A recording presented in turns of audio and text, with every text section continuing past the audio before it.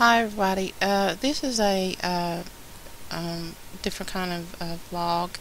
Uh, that the part that I call healthy living and surviving in the New World Order, I guess you'd say. Well, it's to be self-sufficient and looking after yourself and looking after your family when times come that you have to make a decision on how to support your family. This subject that I want to talk about is that my hobby is collecting heirloom seeds and gardening and such, and I want to share a little bit with you on an article that I found in regards to heirloom seeds and why that you should buy heirloom seeds and not go back to using hybrid seeds that they sell on the racks, like in stores. Because when you go to purchase seeds, they would say heirlooms on the seeds. Those are the best seeds that you can get, and I can tell you why. Because well, this article tells you what heirloom seeds are compared to hybrid seeds. And heirloom seeds will produce plants that have the same genetic makeup and will be exactly the same as their parent plant. It will be the same plant and have the same taste that you remember from your grandparents' garden plants from a long time ago, and that's when food tasted good. I mean, food tasted like food. And an heirloom plant is one that has been passed down through generations, and that's where they got the name heirloom. Most importantly, the seeds of the heirloom plant will again be exactly the same and will produce again for the next growing season. That's very important because when there comes a time that you won't be able to buy food, you're going to have to figure out a way how to get food from one season to the next, and that's very important. It is a self-sustaining food producing system, whereas hybrid plants and their safe seeds often do not produce the second time around. They only produce one time only, hybrids do. Heirloom fruits and vegetables have evolved and adapted themselves over time to fit into the environment that they are in, including their natural diseases and pests. Now, when it comes to hybrid seeds, they have been bred with various qualities, including disease resistance and production yield. As disease evolved to attack the newer hybrids, the hybrids itself is re-engineered to combat the evolving threat. And hybrids are also engineered for specific climates and environments.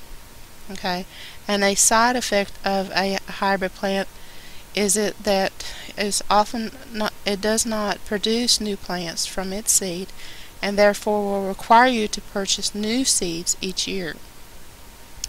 This is all very good for the corporate machine, okay, so you want to get away from that.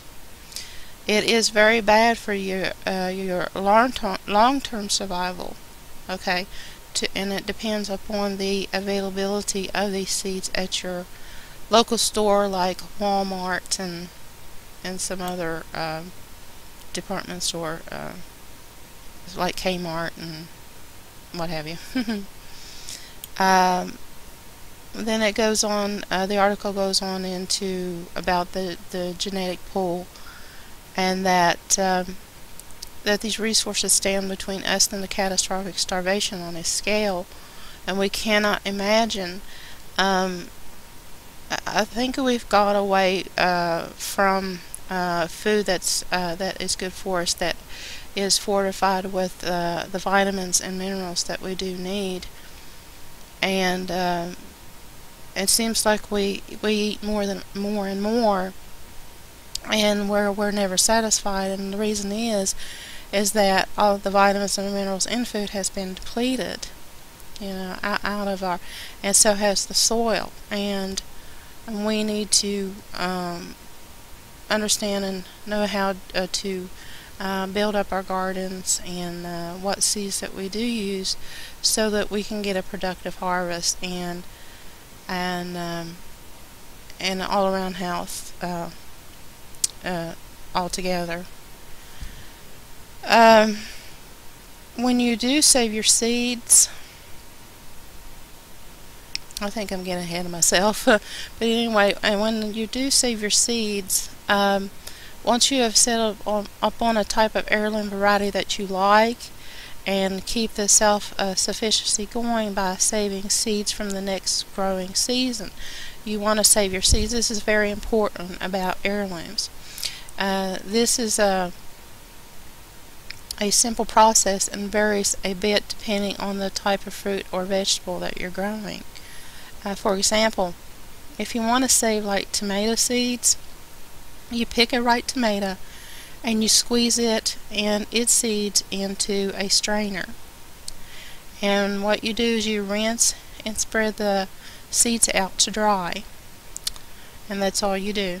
And it's very simple. And for lettuce, you allow the seed stalks to form and harvest the seeds. Now, most other plants do this. They once they gone beyond the producing stage, what they produce, then they start to go to seed, and then that's when you want to save your seeds off of some of your plants, and lettuce is one of them. Now for peppers, you choose one that is ripe and collared, and remove the seeds from the core and dry them. Dry those also. So you want to dry your seeds and store them, and it's best you can save those in airtight, and you don't want your seeds to get wet or any that would draw any kind of dampness or anything like that. You want to keep them cool and dry. And some people keep their seeds like in the refrigerator too, and that would help on the lifespan of your seeds. Because a friend of mine, she's a lot much older than I am, and she said that she kept some seeds in her refrigerator for a few years, and she just happened to, got them out and said she was going to use them, and they grew. So that's a tip there to get the longevity, the shelf life out of your seeds. And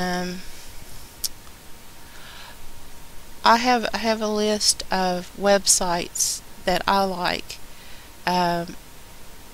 that you can go and look around and see what type of seeds that you would like to, that gives you an idea of what you would like to grow.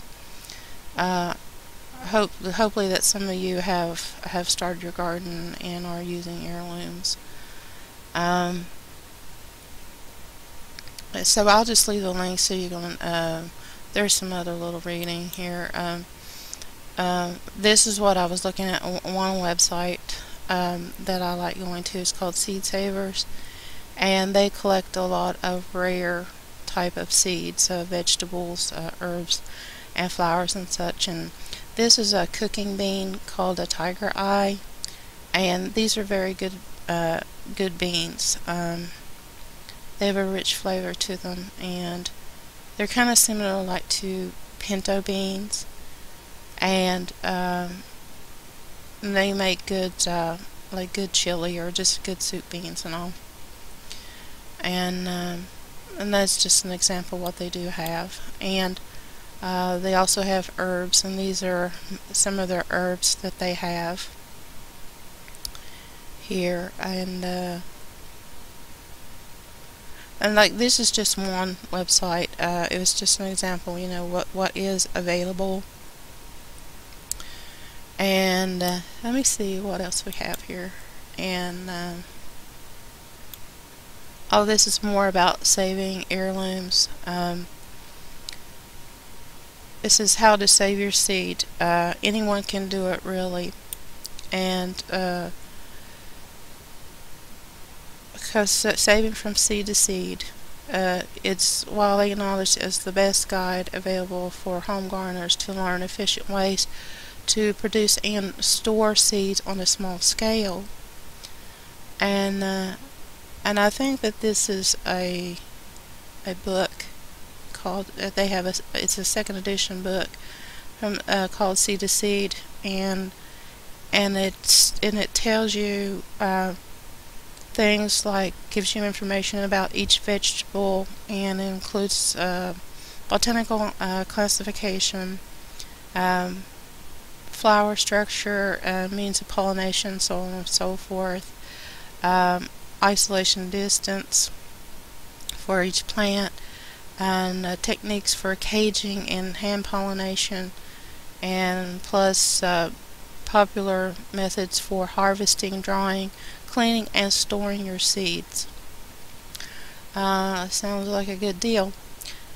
I mean, if you need some extra help, this would be a good resource. And I'll leave the link to that where you can go and read that, get more information. I don't see where it says, but remember that book, Seed to Seed. And okay, I did find it. Yeah, I kind of like misplaced it. So yeah, it's a PDF file that you can download, and so I'll do that. I'll leave a link to that, and that you can take a look. It has like lots of information in it. I mean, it has like 88 pages of you know, getting started, principles of seed to seed food gardens, and so on. Activities in garden.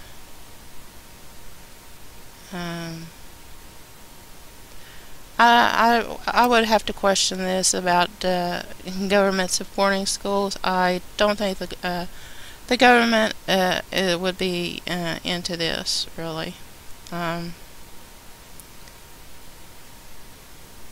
But there's lots. I mean, take a look, because there's lots and lots of information, lots of links also in this.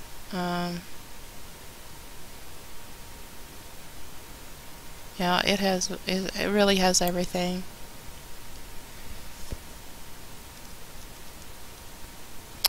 Yeah, this is the book, A Seed to Seed. This is what the other article is referring to. It's the book by Suzanne Ashworth, Seed to Seeds, Seed Saving and Growing Techniques for Vegetable Gardeners. And this I found on Amazon, and looks like it's available, and for a copy of $15.74, and it says it's in stock. So if you're interested in this, take a look. I'll leave the link to this also, and I'd take a look at these also, like the Winter Harvest Handbook. Now that's handy if you need to store things like in the winter time. That's really the toughest time, really, to have food around, is like in winter time. And I also have this other PDF file, which is from a university that shows you, well, it tells you about organic seeds and seed sources, and it does have like a lot of links and addresses where you can contact these companies. Okay, well, I'm running out of time, so I'll stop here, and I hope this helps you all. And Y'all take care.